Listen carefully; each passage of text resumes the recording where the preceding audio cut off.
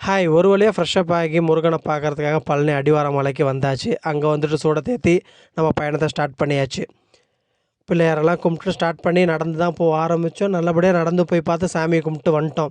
ஆனா என்ன ஒரு வருத்தம் அப்படின்னு பார்த்தீங்கன்னா, மேல வந்து மொபைல் ஃபோன் அலவுட் இல்ல. வீடியோ, ஃபோட்டோகிராஃப் எடுக்கக்கூடாது அப்படின்னு சொல்ட்டாங்க. அப்பதான் எனக்கு ஒரு வருத்தம் என்ன அப்படின்னு பார்த்தீங்கன்னா, நம்ம ஒரே விஐபியா இருந்தா, ஒரு பெரிய அரசியல்வாதியா இருந்தா நம்மள மேல விட்டுருப்பாங்க. ஃபோட்டோ, வீடியோகிராஃபி எடுக்கிறதுக்கு அலோவ் பண்ணியிருப்பாங்கன்னு நெனச்சுக்கிட்டே வந்தேன்.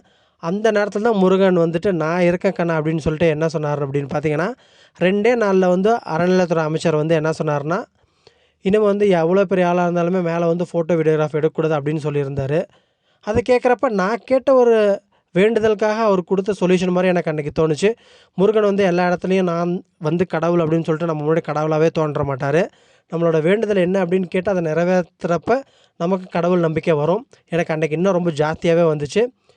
முருகா! இதுக்கப்புறம் உன் மேல வச்சிருக்க அன்பும் பற்றும் இன்னும் கொஞ்சம் எக்ஸ்ட்ரா பூஸ்ட் ஆகிக்கிட்டே இருக்கு. ஓம் நமச்சிவாய! சரவண பவ! நல்லதே நடக்கும். பாய்.